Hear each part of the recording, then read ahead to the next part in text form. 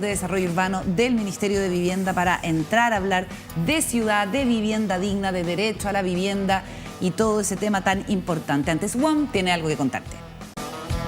De regreso en días contados en este especial de vivienda, saludamos a Vicente Burgos, que es el director de la División de Desarrollo Urbano, la DDU del Ministerio de Vivienda y Urbanismo, el jefe de la DDU. ¿Cómo estás, Vicente? Bienvenido. Muy bien, muchas gracias. Abogado de la Universidad de Chile, te has dedicado hace mucho tiempo al tema de la vivienda y la ciudad, trabajaste en techo, fuiste asesor de la misma división que ahora diriges, estudiaste en Londres un máster y un doctorado, entiendo, en planificación y desarrollo, y te toca hacerte cargo de una parte muy clave para la definición de la política de vivienda y de lo que acompaña a la vivienda, por cierto, que son los entornos y la ciudad, en un momento además de discusión constitucional sobre este asunto.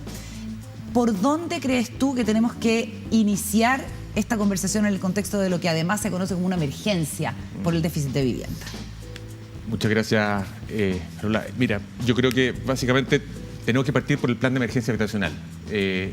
Ciertamente, hace 2 semanas lanzamos este plan que fue mandatado por una ley, la Ley de Emergencia Habitacional y Gestión de Suelo, 21.450, y que nos obligó a nosotros como ministerio a planificar la gestión de vivienda y la entrega en este periodo de 260.000 viviendas.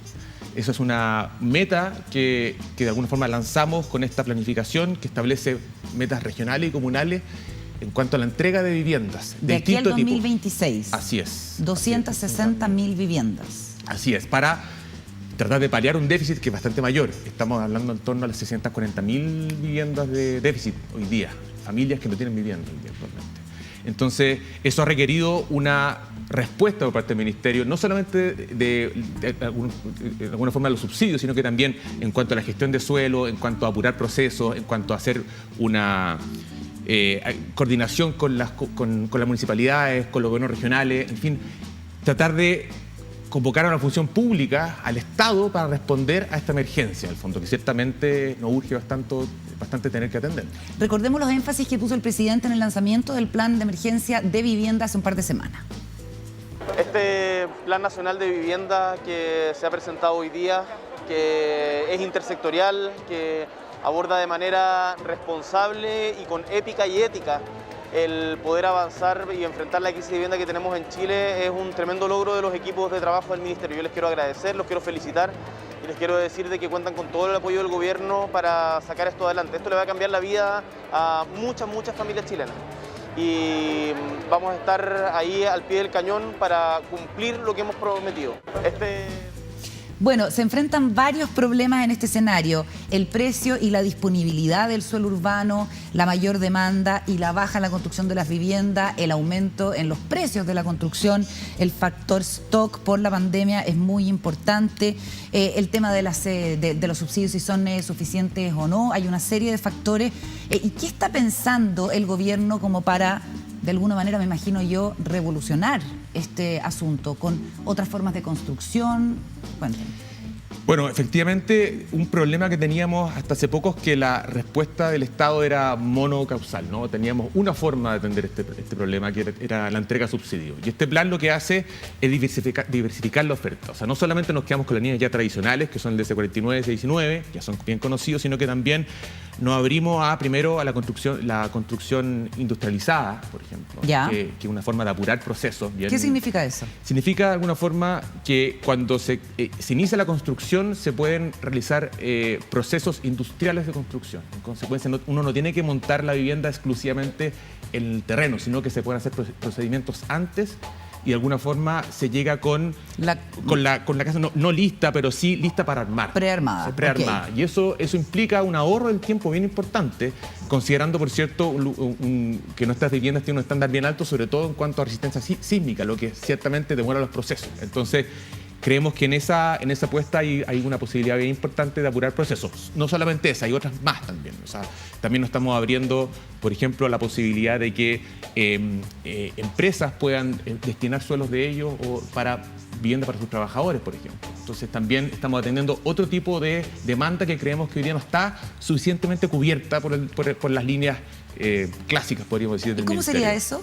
Un ejemplo. Sería, por ejemplo, que una empresa, o público o privada, destine un terreno y ese terreno, al fondo, lo entregue al proyecto de vivienda, y ese proyecto de vivienda atienda necesidades específicas de esos trabajadores. Entonces pueda construirse a partir de necesidades y que justamente esté cerca del lugar donde trabaja. Entonces se generan ciertas posibilidades que hoy día no existen en nuestro sistema, donde si es que no tuviese esa línea, probablemente muchos de esos trabajadores y trabajadoras que necesitan vivienda, ciertamente requerirían atender a distintos lugares, no asegurándose la localización. Y estar cerca del lugar de trabajo ciertamente es una oportunidad bien importante como para potenciar la localización de la ciudad. Lógico. ¿Y cómo lo han recibido las empresas? ¿Han tenido conversaciones?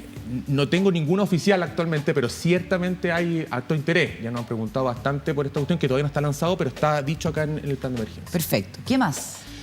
También nos abrimos, por cierto, a la posibilidad de un número importante de viviendas en arriendo.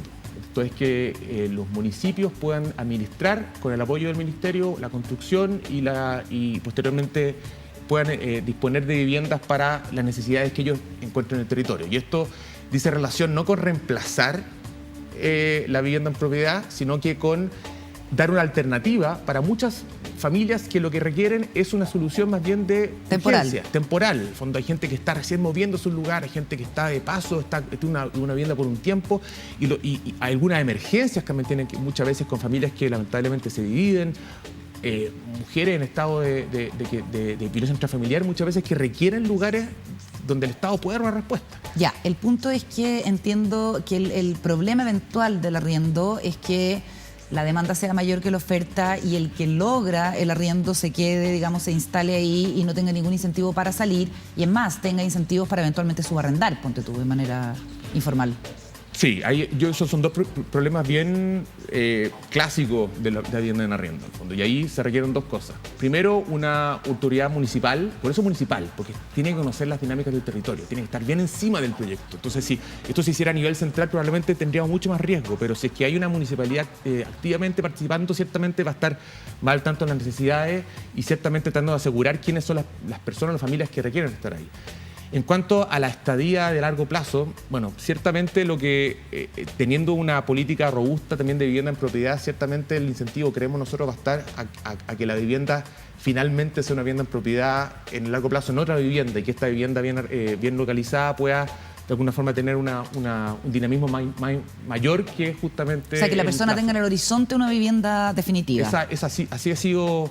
entendía la vivienda arriendo en este plan. ¿Qué pasa, Vicente, con todos los terrenos fiscales que eventualmente podrían dar una solución a la construcción de viviendas habitacionales? Pensando también en esta idea del Banco Integrado de Suelos, que ahora tú me explicabas que está explícitamente en la norma constitucional sobre vivienda en el nuevo texto. Sí, así es. A ver, el suelo ciertamente hoy día es probablemente un desafío más importante en cuanto a vivienda, porque los precios están altos, porque el suelo es escaso, porque lamentablemente hoy día el subsidio normalmente no puede llegar a los precios que esté llegando el suelo. Entonces tenemos que hacer un plan de acción bien importante.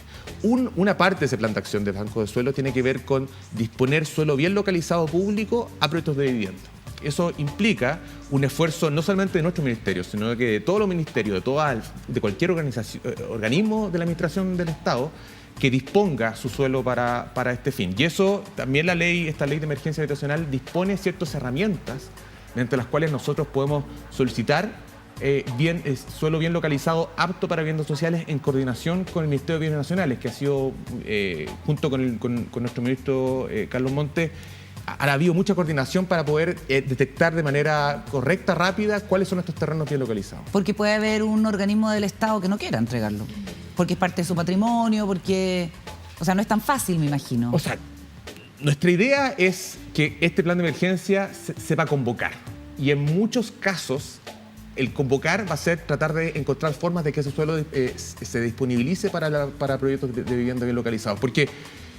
y esto es bien importante, estos suelos generalmente están bien localizados, y cuando nosotros invertimos en suelo bien localizado, estamos haciendo una inversión mucho más eficiente, estamos gastando menos plata en el largo plazo, porque estamos apostando a buena localización, buenos colegios, servicios, cuestiones que cuando no están bien localizados, el Estado va a tener que gastar eventualmente. Entonces, ¿qué pasa con los terrenos, ponte tú, de las Fuerzas Armadas? Ahí en la convocatoria del plan de emergencia también es a esos terrenos. Estamos trabajando en la detección de algunos terrenos. Nuestra idea es poder, ojalá, en el corto plazo ya hacer una solicitud más formal. Estamos ya en conversaciones con el Ministerio de Defensa. También se habla de aquello en la ley de emergencia, donde tenemos la facultad de solicitar algunos terrenos del denominado patrimonio de afectación fiscal. Hay hartos terrenos bien localizados. Tenemos que apuntar justamente a este tipo de terreno. Pero solicitarlo. Sí, sí. Y con esa facultad de solicitarlo, ¿las ramas de las Fuerzas Armadas tienen la obligación de cederlo? No tienen la obligación. No tienen la obligación.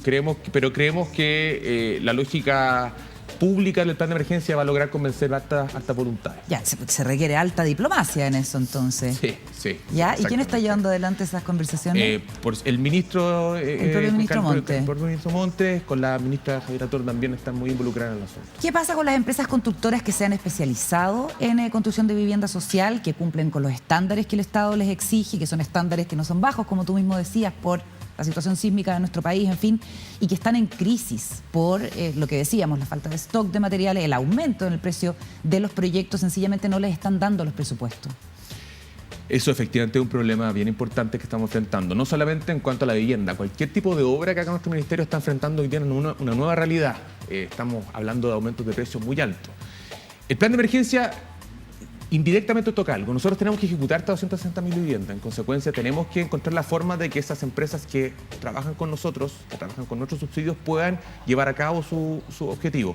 ¿Y eso significa más transferencia de plata, extensión de las boletas de garantía? Estamos intentando de que lo primero que podamos apurar es nuestra gestión para poder sacar adelante esta vivienda. Ciertamente, algunos casos específicos, pero no generalmente, sino que algunos casos específicos vamos a tener que realizar efectivamente revisiones en cuanto a cuánto cuestan esta vivienda y cómo podemos de alguna forma apoyar a las empresas, pero no podemos hacer una suerte como de llamado general. Ahora sí, en concreto, hace 2 meses el Ministerio, en el caso de los DC-19, que son las viviendas, los proyectos de vivienda social y territorial integrados, sacó una resolución que de alguna forma ajustó los precios y permitió revitalizar bastantes proyectos que de alguna forma habían sido dejados de lado. Entonces, ciertamente estamos atendiendo esa necesidad, pero no es llegar y cantar en el fondo. Hay que hacer bastantes evaluaciones porque en el fondo tenemos que asegurarnos de que la plata esté bien ejecutada. ¿Y esto que tú mencionabas de la industrialización del proceso de construcción de las viviendas podría ser las más baratas?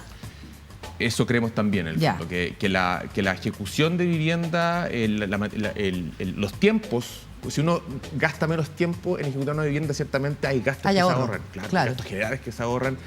Ahora, ciertamente eso también implica hacerse cargo de otro punto, que es la gestión de suelo. Y la gestión de suelo también apunta a que podamos aspirar a suelo bien localizado, no tan caro. Y eso, de alguna forma, también pretende atender el problema del precio de la vivienda de esa forma.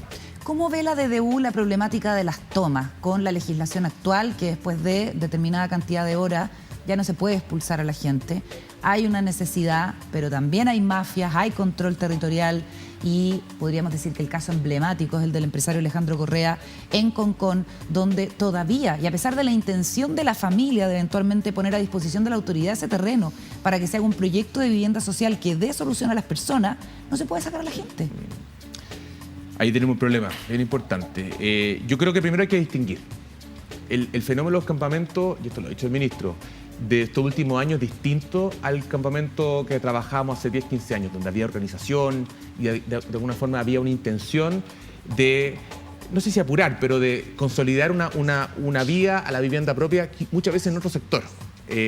Lo cierto es que hoy día tenemos campamentos que responden a otra lógica, a una lógica, como dices tú, de control territorial derechamente, donde al Estado le cuesta mucho entrar muchas veces. Para eso tenemos que, eso no puede ser una responsabilidad de nuestro ministerio. Ahí tenemos que actuar ni de como los Estado. privados. No, a propósito de esa controversia entre el ministro y la hija de Alejandro Correa. Valentina Correa, que trabaja en Techo, donde tú trabajas. O en la Fundación para la Confianza. Ahí creo que trabaja. Sí. No, si yo conozco, el caso a mí me parece bien dramático. Súper dramático. Yo estoy poniendo el extremo, digamos. Sí, yo creo que ese caso, el fondo nosotros tenemos que siempre cerciorarnos de que los terrenos donde ejecutamos proyectos de vivienda social estén bien ubicados. Y eso es una responsabilidad no para nosotros, no solamente con los dueños de terrenos, sino también con aquellas personas que van a terminar viviendo en ese lugar. Ahora, hay casos específicos que tenemos que revisar bien de tomas que se trata derechamente de puras segundas viviendas. Ese es un problema que excede claramente a nuestro ministerio, donde nuestra intención es reducir el déficit habitacional. Y para eso, por ejemplo, estamos con un programa que se llama Construyendo Barrios, que pretende en este plan de emergencia radicar cerca de 300 campamentos. Pero son campamentos que llevan mucho tiempo en ciertos lugares y que de alguna forma se han consolidado y son terrenos que pueden ser disponibilizados para una radicación. Esto es, que no estén en una área de riesgo o que el riesgo pueda ser controlado. Y también, en el fondo, que haya una ligación con la zona, que haya organización, que haya capacidad del Estado de invertir. Por ejemplo, hay muchos campamentos donde esa va a ser la apuesta. Perfecto. Radicarlos, no erradicarlos. Sí. Para aprovechar por ejemplo, dame un Manuel ejemplo. Bustos, por ejemplo, que es un campamento bien conocido en Viña del Mar, bien grande, y donde el Estado ha trabajado mucho, ciertamente. Nuestra apuesta es poder, ojalá en este periodo, poder derechamente dejar de llamarlo, en algún momento dejar de llamarlo campamento. Y eso implica... Es jodido porque, Sí. porque la señal que das eventualmente como autoridad es que tú puedes instalar un campamento, tomarte un terreno, instalar un campamento, porque tarde o temprano el Estado te va a radicar. Sí, es una cuestión que hay que tratar con harto cuidado, pero ciertamente el campamento Manuel Bustos es un campamento bien conocido que lleva ahí 20, 25 años. El Estado ya decidió de alguna forma hace mucho tiempo trabajar y radicarse. La pregunta es que seamos eficientes en ello. Y para eso hoy día tenemos que superar muchas barreras, porque radicar, efectivamente hay muchas ciudades de Chile que se han conformado en cuanto a la radicación, no podría decir, ¿no? Sectores grandes de Santiago, sectores grandes de Valparaíso, pero hoy día cumplir con el estándar normativo que nos exige esa radicación es mucho más alto. Porque tenemos que hacernos, en el fondo, el país hoy día tiene otra condición para responder a esa situación. En consecuencia, la capacidad que tengamos de traducir esas necesidades en algo que cumpla con nuestro marco legal es más complejo, y en eso estamos hoy día. Vicente, otro tema, parcelas de agrado. ¿Qué pasa con las parcelas de agrado? Porque es un tema de preocupación para el Ministerio de Vivienda. Bueno, ahí el ministro y el secretario lo han dicho. Una suma de decisiones individuales en cuanto a la ampliación de ciudades no es la peor forma de planificación urbana. Y lo que está sucediendo es que un fenómeno que sabíamos que existía hace mucho tiempo, o sea, han habido varios proyectos de ley que han intentado tratar de acotar el tema de las parcelaciones, explotó estos últimos 3 o 4 años. Explotó ya sea por los retiros, explotó por la situación de la pandemia, gente que se aburrió de vivir en un departamento y decidió buscar otra opción. Y lo cierto es que hoy día esa situación de decisiones individuales ha hecho que muchas ciudades como Puerto Vara, como Valdivia, entren en ciertos colapsos, en el fondo. Y esos colapsos tienen que ver con que son gente que vive en torno a la ciudad, o sea, vive en la ciudad, pero fuera de ella en una vida más bien sustentable, así supuestamente. Supuestamente. Y eso hace finalmente de que esté en crisis de alguna forma la expansión urbana y también otros sectores que han sido invadidos por estos lotes. Lotes construidos, nosotros entendemos que son alrededor de 70.000 viviendas. Pero parcelación estamos hablando más de 150.000. 150.000 parcelas. Entonces tenemos un problema bien importante. ¿Y qué es lo que estamos...? Por ejemplo, acá andaba con una foto, perdón, sí, pero claro, en el fondo, que lo mostró la Municipalidad de Puerto Vara la semana pasada, un seminario que hicimos. Déjala firme ahí, ya, porque la cámara te va a seguir y te la va a mostrar. Ya. ¿Eso es Puerto Vara? Mira, aquí está la zona consolidada urbana de Puerto Vara, y todo esto son parcelaciones. Todo eso. Todos son parcelaciones que, de alguna forma, no tienen servicio, no tienen equipamiento, tienen autos que van a cargar esta ciudad. La basura la botan en los mismos vertederos que tiene Puerto Vara hace... ¿Y a quién le piden que vaya a buscar la basura? A la municipalidad. Entonces, de alguna forma, sobreexige cualquier tipo de red que exista para el municipio. Y los municipios no tienen la capacidad de reaccionar, porque también uno pensaría es deseable que lleguen nuevos habitantes, nuevos contribuyentes. O sea, no es malo en sí. No, pero hoy día la herramienta que tienen para de alguna forma captar y controlar el crecimiento son los planes reguladores. Pero esto ciertamente lo excede. Los planes reguladores lamentablemente se están demorando bastante. Están demorando entre 3 y 5 años en tramitación de un plan regulador comunal. Algunos llegan a 7. Y entonces nuestra capacidad pública para reaccionar de alguna forma ha sido sobreexigida. Y por eso el proyecto de ley que ha propuesto el ministro de suspender por un tiempo las parcelaciones dice relación no con cancelarlas absolutamente para siempre, sino que con la idea de ojalá poder canalizarlas. Perfecto. A un sistema mejor planificado, en el fondo. Sí, lo hablábamos en el seminario de semana pasada. Es legítimo querer vivir en una zona rural. Yo eso no lo puedo discutir. Pero no es o creemos que hay una complicación bien importante cuando esa vía rural se hace no planificadamente y se hace un poco en entornos urbanos. O sea, finalmente estás viviendo a partir de la ciudad. En consecuencia, creemos que ahí hay una herramienta y ahí hay distintas formas que se pueda regular esto. Esto no solamente ha pasado en Chile. Hay herramientas de planificación, herramientas de aprobaciones que ciertamente hoy día no están funcionando, están empezando a funcionar, pero ciertamente el marco regulatorio creemos que pegar una buena revisión. Los instrumentos de planificación urbana que pueden darles tantos dolores de cabeza a los proyectos, a los vecinos, a los alcaldes. A propósito de eso, Vicente, nos vamos a ir a la pausa. Al regreso vamos a estar conversando con la alcaldesa de Peñalolén, Carolina Leitao, porque el sueño de un alcalde es poder entregarle vivienda social a sus vecinos. Seguimos hablando de vivienda en Días Contados. De regreso aquí en Días Contados, en este especial de vivienda que seguimos analizando y realizando junto con Diego Montalva, Paula Walker, por supuesto, nuestro invitado Vicente Burgos, que es el director de la División de Desarrollo Urbano del Ministerio de la Vivienda. Incorporamos a la conversación a Carolina Leitao, alcaldesa de Peñalolén, y yo decía, Carolina, bienvenida. Gracias por conversar con nosotros. Entiendo que ustedes se conocen por distintas vueltas de la vida, que si hay un sueño de un alcalde o una alcaldesa es poder entregarle a los vecinos que sueñan con la casa propia, después de muchos años, en la mayoría de los casos, su vivienda, y eso es algo que te ha tocado hacer hace poco, con un conjunto habitacional de ¿cuántas unidades? 360 viviendas. 360. ¿Cuánto esperó en promedio la gente por acceder a su casa? A ver, en Peñalolén hace tiempo venimos trabajando una política de vivienda muy coordinada con el Ministerio, con el Serviu, en todos los gobiernos que han pasado. Pienso, yo soy alcaldesa, este es mi tercer periodo, y yo partí trabajando con Claudio Rego cuando era alcalde en la gerencia de vivienda, por lo tanto llevo muchos más años en esto, y hemos desarrollado una política permanente de compra de terreno, de gestión con los propietarios para conseguir esto y para que el Ministerio los compre y después nosotros ejecutar, ya sea como entidad patrocinante, como EGIS, o que la gestione otras ejes. ¿Qué es lo que ocurre en el fondo? Es que este es un anhelo muy esperado por las familias. Yo creo que para un alcalde, una alcaldesa, es un momento importante porque tiene que ver con cambiar las condiciones de vida de una persona. Cuando tú conoces las realidades de la gente, cómo vive hacinada, allegada, compartiendo piezas, compartiendo espacios, compartiendo en un mismo sitio, viviendo en una pieza de 3x6 o 3x3, una familia completa, y tú te das cuenta de esa realidad, dices, bueno, esto tiene que cambiar. Y lo peor de todo es que además por esa pieza pagan 200, 300 mil pesos, a veces sin baño, sin nada. Entonces, ¿cómo nos preocupamos de que la política de vivienda finalmente dé cuenta de una realidad? Y yo siento que, claro, entregar una vivienda propia a cada familia es un cambio de vida, es que una pareja pueda tener relaciones sexuales tranquilo, intimidad, que los hijos cada uno pueda tener un dormitorio, un lugar donde estudiar. Cuando hablamos, imagínate ahora en la pandemia, familias completas en un living de una casa o metidos entre medio de las piezas, niños que escondían o que no querían mostrar sus piezas porque estaban metidos a veces hasta casi en el baño, instalados o en un patio. Entonces eso tiene que ver con calidad de vida, tiene que ver con algo que es bien profundo, pero principalmente también porque las personas dura mucho tiempo esta espera. En este caso, este proyecto es más emblemático, el de Antupirén, porque este es un proyecto que tuvo dificultades en el camino, porque la promesa de compraventa con el propietario se firmó el 2009. Y después vino el 2011 el plan regulador que se perdió y que por lo tanto no permitió iniciar y comprar el terreno. Después lo compró porque se votó en contra, se hizo un plebiscito.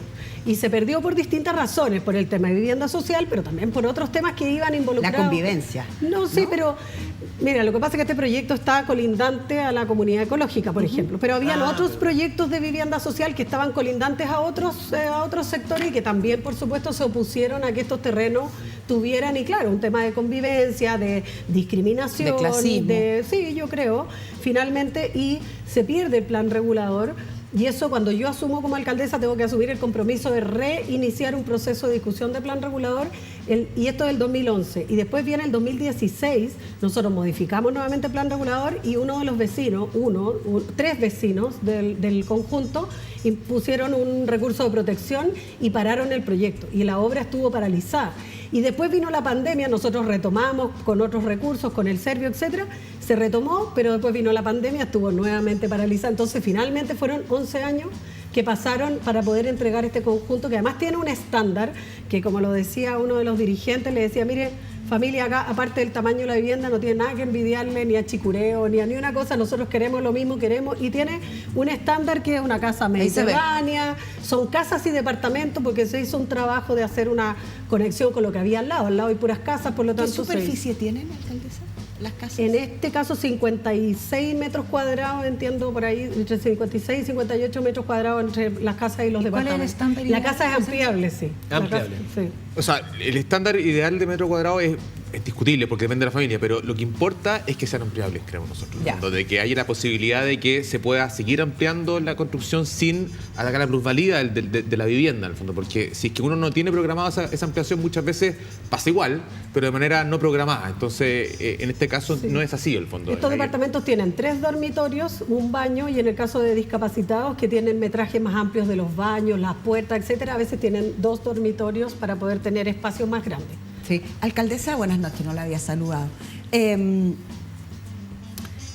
déficit habitacional tiene hoy día su comuna, descontando la entrega que ustedes acaban de hacer de estas 300 casas y departamentos? Hay varios datos que andan circulando. Bueno, a propósito del programa y de este plan de emergencia habitacional, salió un número que es más o menos coincidente con la cantidad de allegados que nosotros tenemos organizados, porque ojo que el déficit se calcula de distintas maneras. De hecho hay instituciones, está Déficit Cero también, que sacó un ranking, y donde en general estamos hablando entre 6.000, 5.000, dependiendo. Hoy día allegados organizados hay más de 4.500 organizados, así como postulando, tratando de acceder a una solución, digamos, organizados en comité. Nosotros tenemos un consejo de vivienda donde tenemos a todos los comités involucrados en mesas de acuerdo a los años que se han ido incorporando. Por lo tanto, estamos hablando más o menos, así si uno dijera un número, pueden ser entre 5.000 y creo que en el plan de emergencia habitacional aparece como una meta de 7.500, pero de las cuales ya estamos construyendo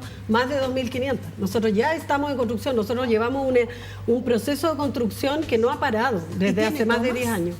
No, la última toma de terreno fue la toma Anasur, la conocida toma Anasur, que después pasó a ser un campamento transitorio donde se le dio solución al total de la familia, y el último proyecto que se entregó también fue en Antupirén 9900, que le dio solución a las últimas familias que quedaban del campamento. Cuéntame, a mí me impresiona mucho y fue bastante polémico el caso de el lugar ecológico ¿cómo se llama? La comunidad ecológica, que es como de sectores progresistas, que de repente alzaron la voz y dijeron: yo no quiero tener aquí cerca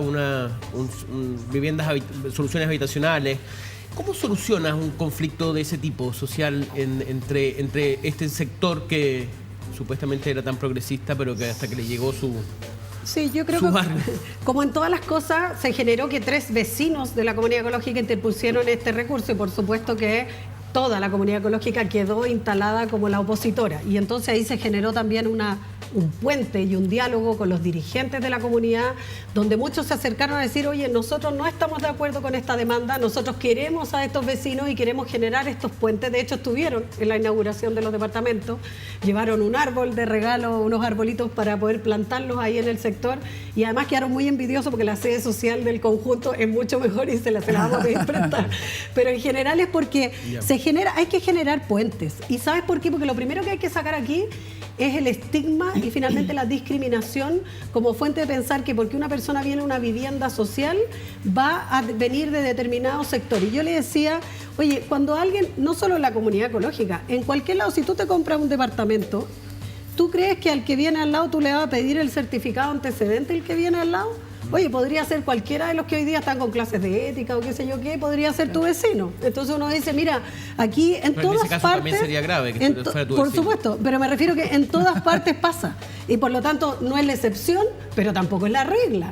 Entonces hay mucha discriminación que pone como por delante. Aquí tenemos familias, adultos mayores, familias trabajadoras. De hecho, hoy día el gran problema que tenemos con la vivienda social es el tema de los estacionamientos, porque antes la gente no tenía auto. Hoy día muchas personas son su herramienta de trabajo, entonces hacen tremendo esfuerzo para tener su autito, para poder movilizarse, etcétera. Entonces, el tipo de familia que hoy día tenemos postulando vivienda social, por supuesto que es distinto al anterior.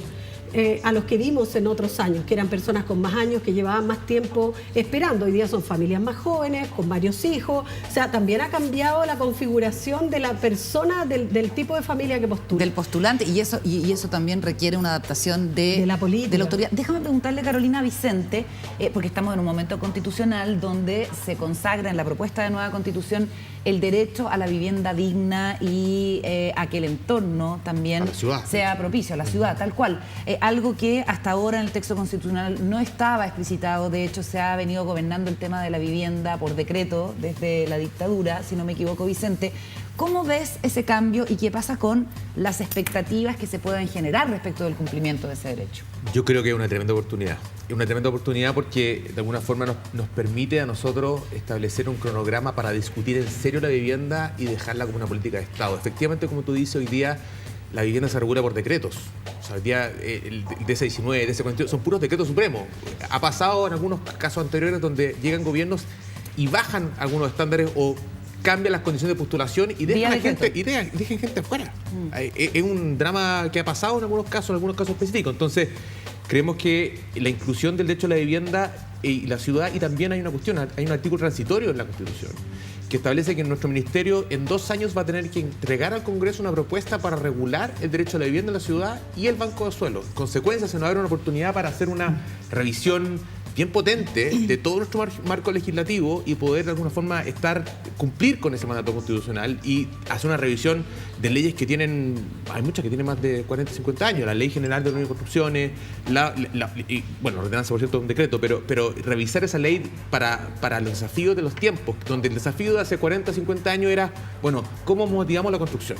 El desafío hoy día es otro, como también ha dicho la alcaldesa. El desafío hoy día es cómo hacemos que la construcción sea sustentable y podamos llegar a acuerdos con vecinos y haya espacios de encuentro, que no sea el permiso de edificación un problema, sino que sea una oportunidad para poder encontrar esos arreglos. Creemos que en esa lógica podemos llevar a cabo, y con mucha participación, por cierto, la idea del derecho a la vivienda de la ciudad en la Constitución. Yo quiero aprovechar de las palabras de Vicente. Te quiero preguntar, Vicente, por el plan de emergencia que conversamos recién. Generalmente, Chile es un país que en sus políticas públicas las resuelve de manera bien estandarizada. La vivienda de Santiago sirve para el norte, que no sirve, por supuesto, y la vivienda del norte se va para el sur. Son todas iguales. ¿Ustedes cómo resuelven territorializar las soluciones?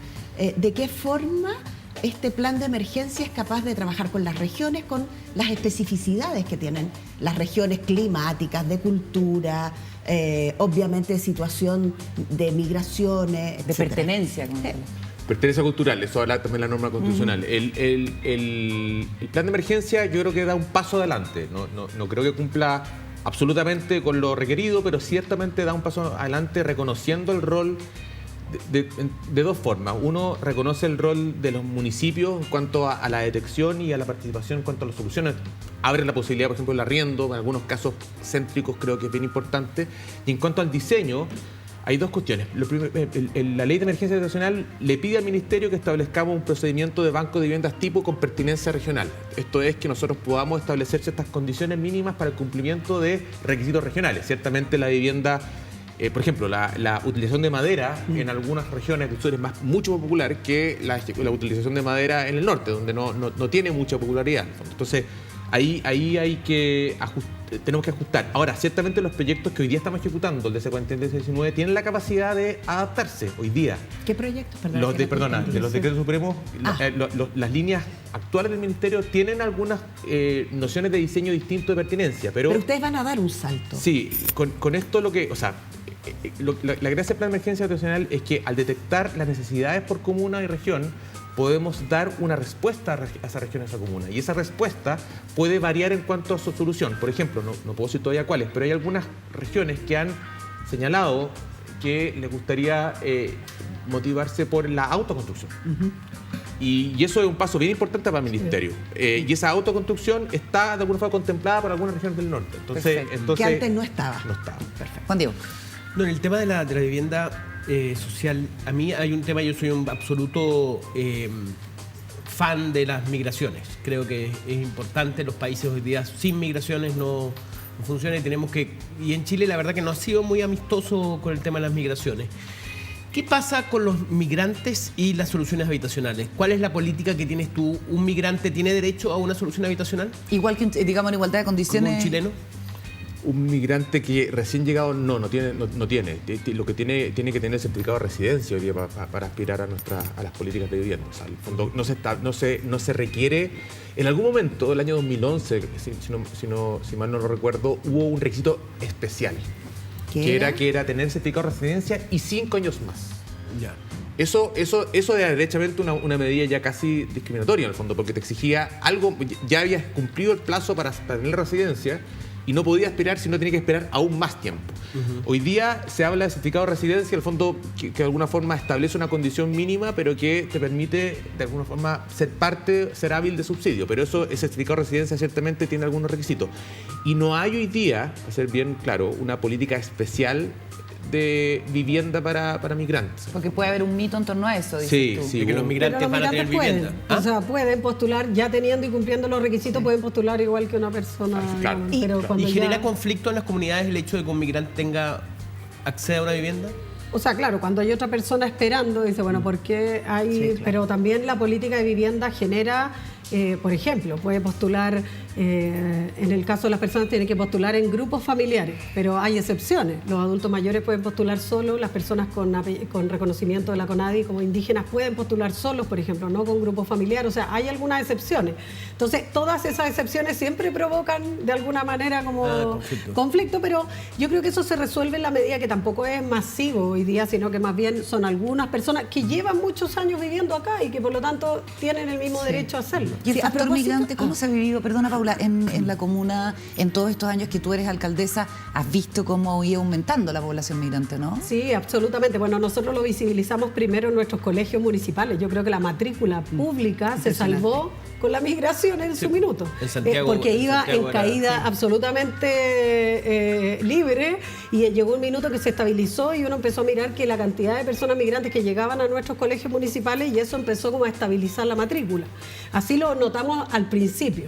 Obviamente ¿Eso después es bueno, vienen... eso es bueno o es malo? No, es absolutamente bueno. Por eso, Nosotros explica tenemos por qué, colegios que hoy día tienen la multiculturalidad como algo que es parte de la vida de los niños. En la educación se genera todo. Se genera la tolerancia, el respeto. O sea, cuando tú convives en una sociedad plural, democrática y donde hay diversidad, yo creo que no hay nada mejor para la educación de un niño en la diversidad. Por eso que nuestro país está tan segmentado, está tan... muchas veces la élite estudia en lugares distintos que el resto y por lo tanto se generan guetos de verdad para ambos lados donde tú generas muchas divergencias porque la gente no vive en la pluralidad, no vive en la diversidad. Y cuando tú vives en la diversidad te das cuenta que el mundo no es como tú crees que es, sino que aquí hay múltiples oportunidades. Carolina, quiero volver al tema, al tema de la educación pública, de cómo iba en bajada, porque yo pienso que puede tener una relación con el tema de la vivienda y eso les quiero preguntar. En distintos lugares hay escuelas públicas que se empezaron a cerrar, justamente porque no tenían la matrícula que requerían para funcionar.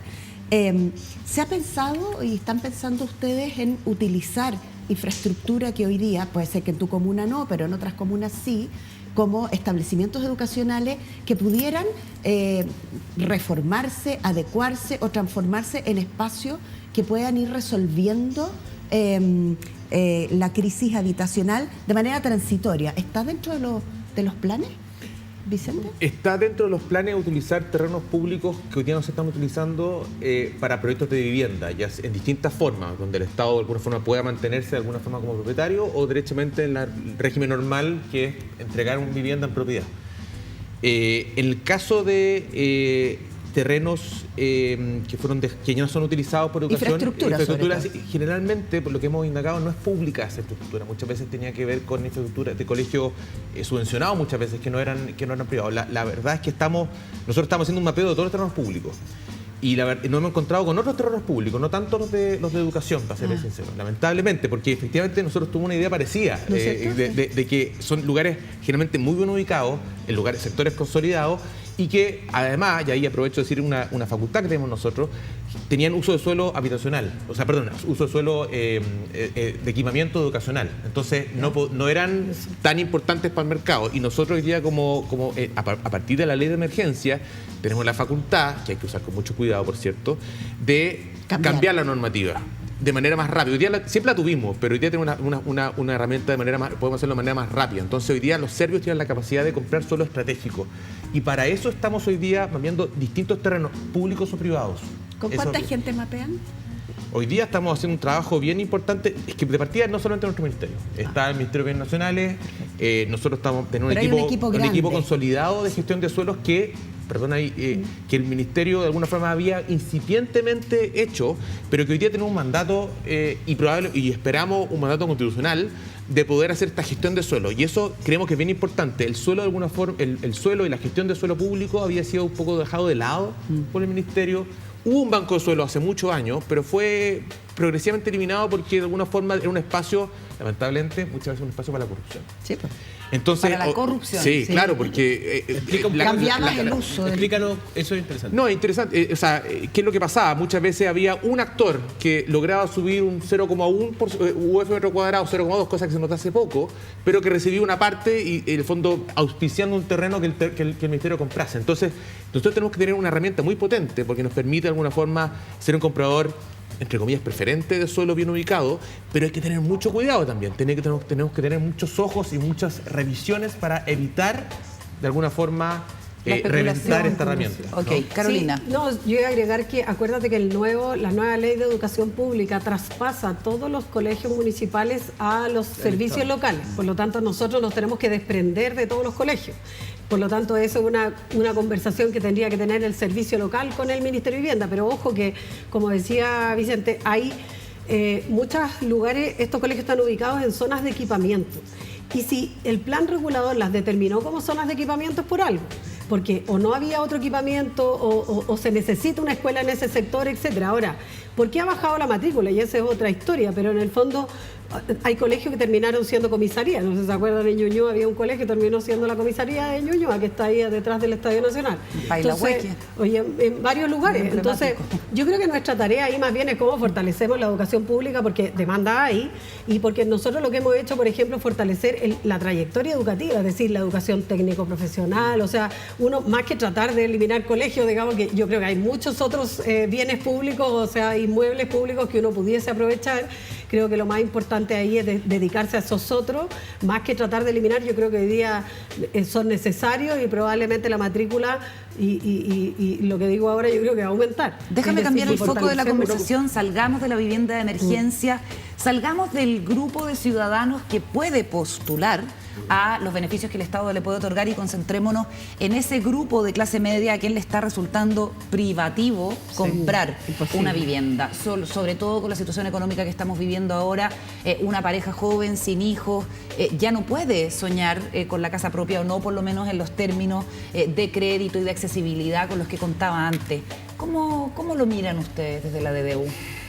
Es una situación bien compleja porque efectivamente hace un par de años estaba en una situación bien ideal para comprar vivienda y con un fenómeno bien específico, que era tasa muy baja y una buena oferta habitacional. Hoy día tenemos menos oferta y más encima tenemos tasa mucho más alta. Entonces, yo creo que ahí hay 2 o 3 temas bien importantes. El primero tiene que ver con analizar bien cuál es el impacto que está teniendo un nuevo formato de negocio inmobiliario que tiene que ver con el arriendo. Y cómo ese arriendo de alguna forma ha impedido que algunas personas que antes podían comprar vivienda en sectores bien ubicados, hoy día se encuentran con que esa oferta no está dirigida a ellos, sino que está dirigida justamente al que compra para arrendar. Eso ciertamente es un tema bien que incipientemente hemos tratado, pero creo que hay que analizarlo. ¿Por qué distorsiona eso el mercado? ¿Por qué disponibiliza menos casas para la compra? Porque de alguna forma, antes yo tenía un desarrollo inmobiliario. Por ejemplo, pensamos que soy un inmobiliario por un segundo. ¿Ya? Por un segundo. El sueño del pibe. Si yo tengo un terreno y quiero sacarle la mayor liquidez posible, ¿no? Entonces busco la normativa urbana, altura, densidad. ¿Y qué pasa con él? Yo saco 30, 40 unidades suficientes para familias. Pensemos en una unidad de 2 piezas, por ejemplo. ¿Ya? Y 40 unidades y tengo tal resultado.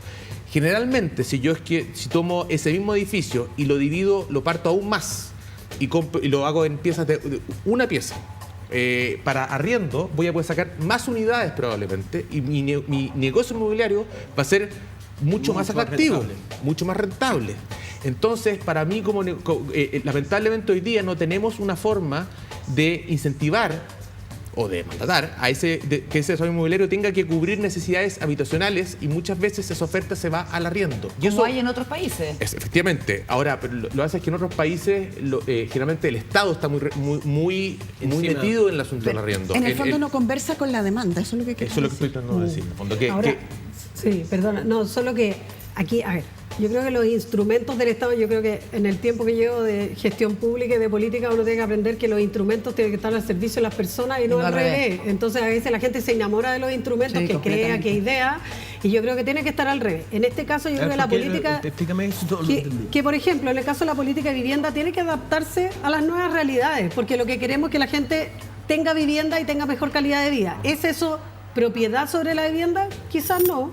Quizás hay un intermedio, quizás la propiedad es después de unos años, quizás hoy día estamos acostumbrados y la gente quiere su vivienda propia porque no tiene alternativa. A nosotros nos pasa con los allegados en general, que si no tienen el 40% en el registro social de hogares, ellos dicen somos muy pobres para el banco y muy ricos para el Servio. Claro. Porque el banco no les da crédito para comprar una vivienda y el Servio no les va a dar una vivienda sin deuda. Y lo otro que está pasando es que las viviendas sin deuda son casi iguales a las viviendas con deuda y que pagas un crédito hipotecario por 20 años o 30 años por una misma vivienda de la misma calidad y de la misma. Entonces, y lo otro que está pasando es que yo entrego una vivienda que tiene un valor y ese mismo día esa vivienda se valoriza al doble.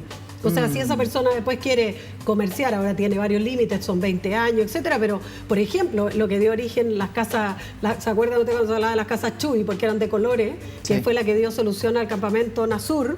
Esas casas hoy día no las puede comprar una persona con subsidio, porque están valorizadas, porque el día que las entregaron ya no costaban 12, 20 millones de pesos, hoy día valen 40, 45, 50 millones, por la ubicación, por todo. Entonces, y lo polémico de las casas Chuy es que eran muy chicas, ¿o no? Es que lo que pasa es que eran viviendas que podían crecer. Entonces, en algún minuto se habló de que eran viviendas, pero hoy día se venden a más de 50 millones de pesos. Puedo creer. ¿Por qué? Porque además las personas que viven ahí son personas, la mayoría maestros de la construcción y todo, que las ampliaron bien, las arreglaron, tienen algunos problemas de diseño que hoy día estamos tratando ahí con el Ministerio de resolver, pero para un programa de mejoramiento, pero en general una muy buena vivienda, que es individual, tiene, como todas las cosas son perfectibles, pero en el sentido de que la vivienda se valoriza, la vivienda social. Entonces yo creo que la política tiene que ser mucho más flexible. Tenemos que tener sistemas de arriendo, tenemos que tener sistemas donde la familia quizás en los primeros años no tiene por qué. Cuando tú tienes 3 hijos, 4 hijos, necesitas un departamento de 3, 4, una casa de 3, 4. Pero después tenemos adultos mayores que no necesitan el departamento de 3 dormitorios, a salvo que se le viene a vivir toda la familia después a todos los hijos y se repite.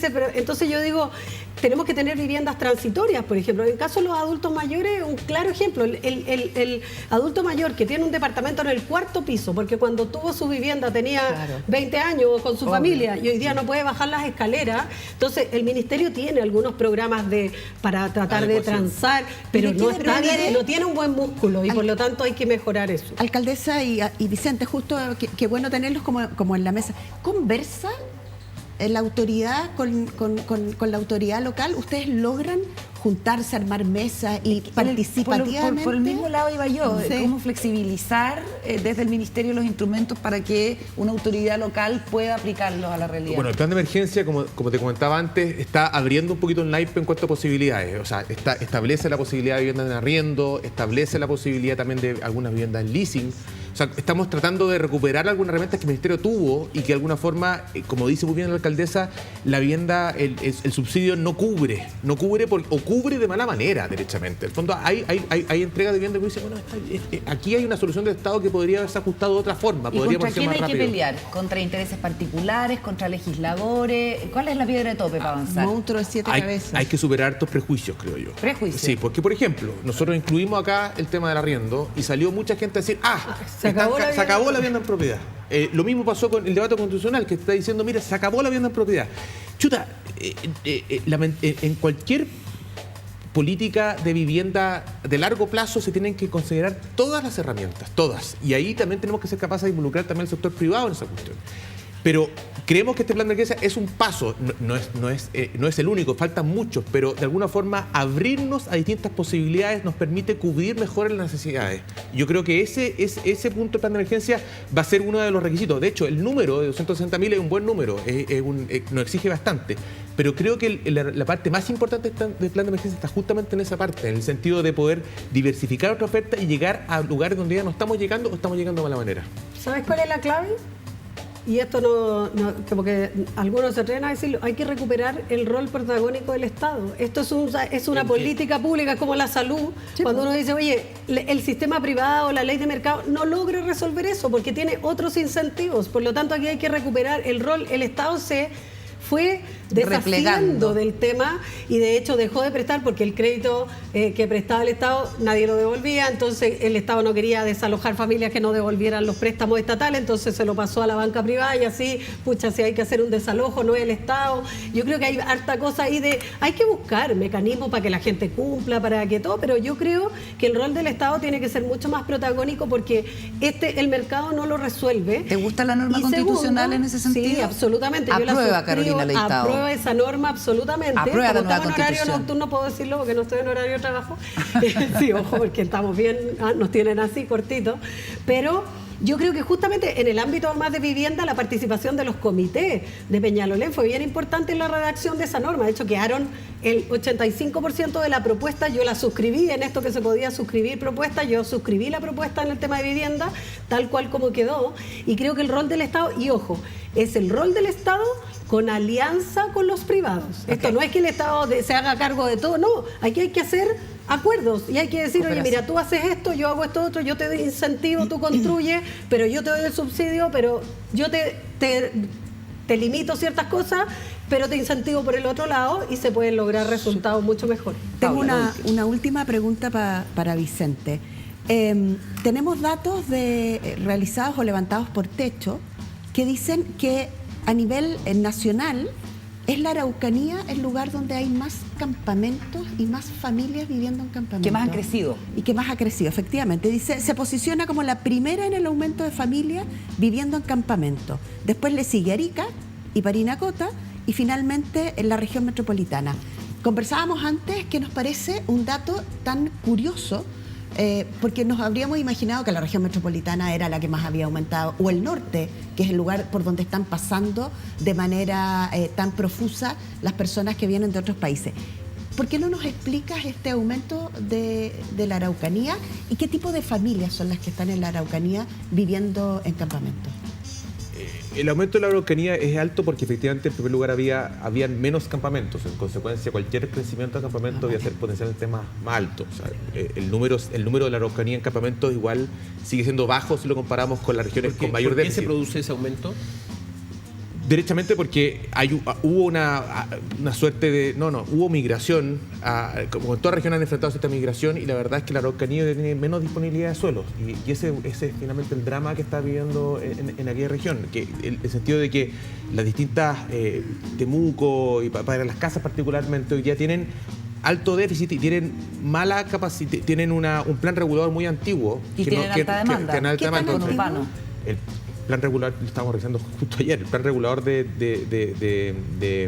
Temuco tiene 30 años, es bastante antiguo y creemos que esa herramienta de poder cambiar la normativa que requiere la aprobación del Consejo Municipal es bien importante para poder recuperar suelo. O sea, nosotros creemos que recuperar suelo en el sentido de disponibilizar suelo para vivienda. Ayer veíamos justamente en la Araucanía que hay distintos suelos que hoy día no pueden...